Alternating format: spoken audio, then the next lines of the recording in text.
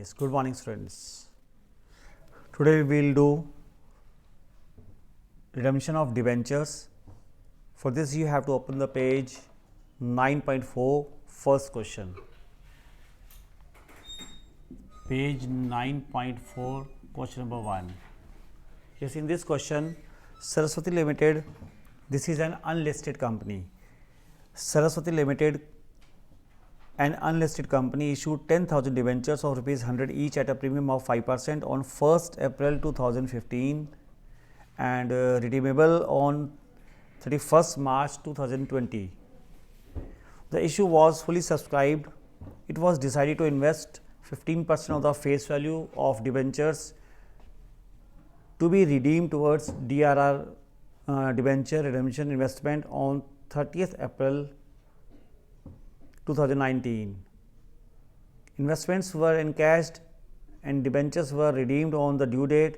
Now we have to record the necessary journal entries for issue and redemption of debentures. Students, see, for the issue of debentures, what type of entries we have to make. See, this is the column for the journal entries, column for date,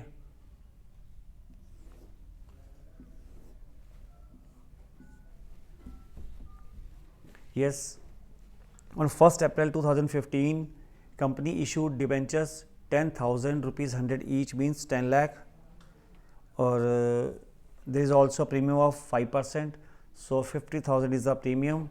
Entry for receiving amount on 1st April 2015, 1st April,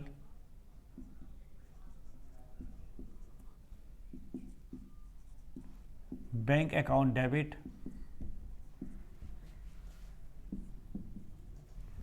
to debentures application allotment account. इतना amount receive हुआ company को application and allotment account. 10 lakh face value and 50,000 rupees as a premium. So total amount received at the time of issue debentures 10,50,000 rupees. Now debentures are to be issued the same date. So 1st April. Next entry for issuing the debentures, that is debentures application account debit to this, इस account से जाएंगे अब debentures application and allotment account debit to, this is 6% debenture, so 6% debentures account, face value it's rupees 10 lakh and transfer to security premium reserve account, this is 50,000. The total amount of this entry is 10,50,000 rupees. Now journal entries regarding the redemption of debentures. Yes friends, whenever the debentures will be redeemed, at the time of the redemption, the previous year's closing time, means 31st March of the previous year, according to this question, that date will become on 31st March 2019, because the debentures are redeemed at 2020, 31st March 2020. So before 31st March 2020, before the previous closing is 31st March 2019. So 31st March 2019, there is a need to transfer to DRR debenture redemption reserve account amount 10% of the face value. This is bounded for the unlisted company. Unlisted companies are bound to transfer to DRR reserve account 10% of the face value.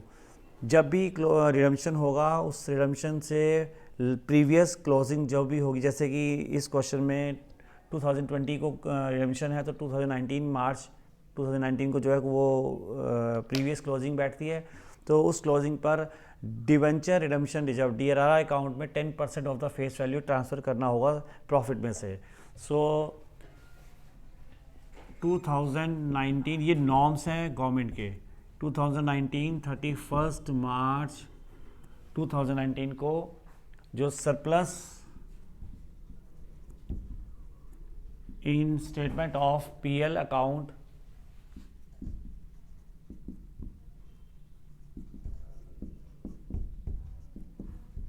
Debit, यहाँ से debit करेंगे तो कहाँ जाएगा ये? To DRR, debenture redemption reserve account, 10% of face value. हमारे debentures हैं 10 lakh rupees के, तो इसका 10% दैट इज़ ₹1 लाख, ये अनलिस्टेड कंपनी को वहाँ ट्रांसफ़र करना होता है।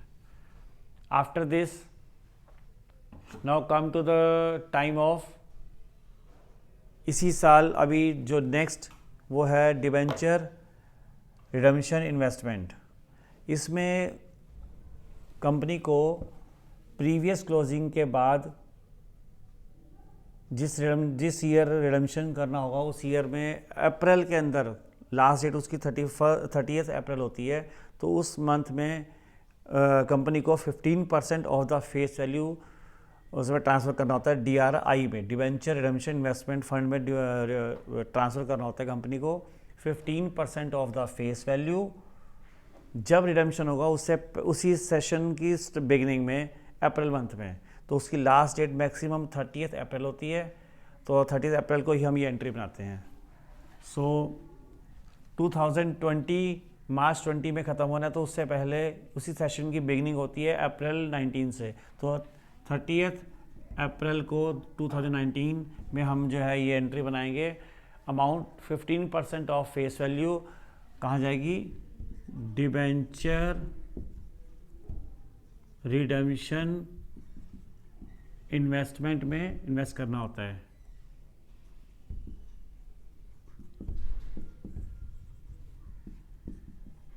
टू बैंक, अमाउंट होगी इसकी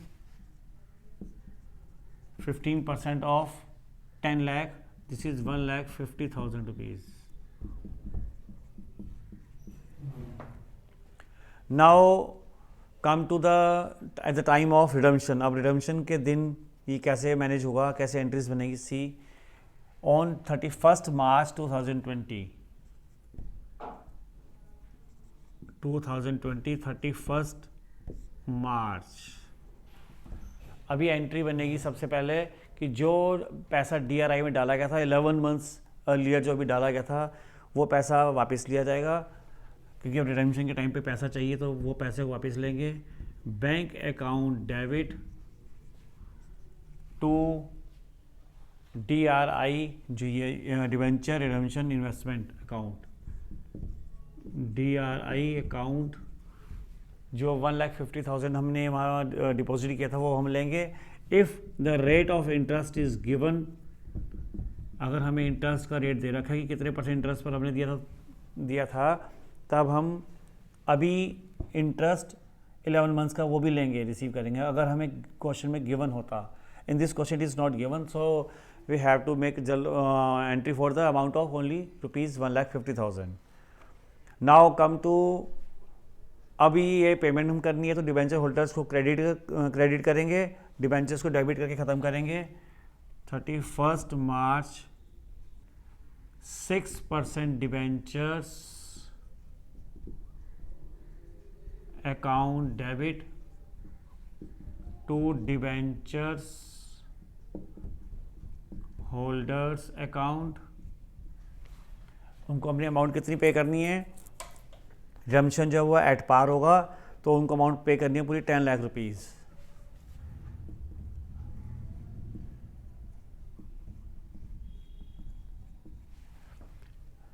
debentures account debit to debenture holders account, अब इनको पेमेंट करेंगे। Debenture holders account debit to bank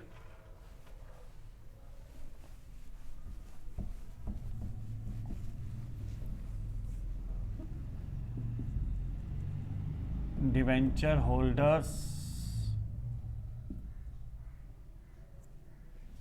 account debit to bank account rupees 10 lakh,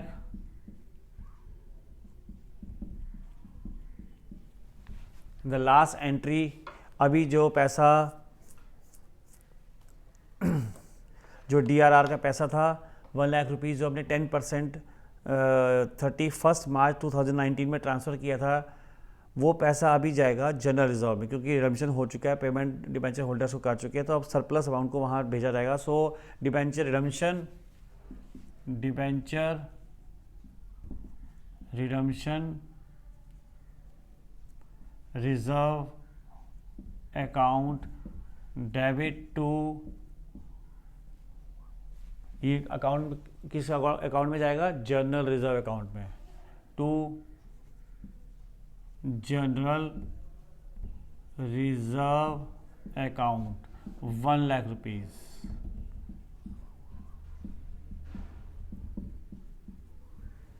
इस तरीके से ये एंट्रीज कंप्लीट हो जाएंगी। स्टूडेंट्स, आज हमने फर्स्ट क्वेश्चन किया कि एक नॉर्मल एंट्रीज किस तरह से बनाई जाती हैं, किस तरह से अमाउंट DRR में ट्रांसफ़र किया जाता है। प्रीवियस क्लोजिंग में हम फेस वैल्यू का 10% जो है DRR में ट्रांसफ़र करते हैं, और जिस सेशन में रिडम्पशन होता है उस रिडम्पशन के सेशन की बिगिनिंग यानी कि अप्रैल में 30 अप्रैल तक हमें 15% ऑफ द फेस वैल्यू जो है वो डिबेंचर रिडम्पशन इन्वेस्टमेंट अकाउंट में ट्रांसफ़र करना होता है। So this is your first question and the rest will be continue tomorrow. Okay, have a nice day.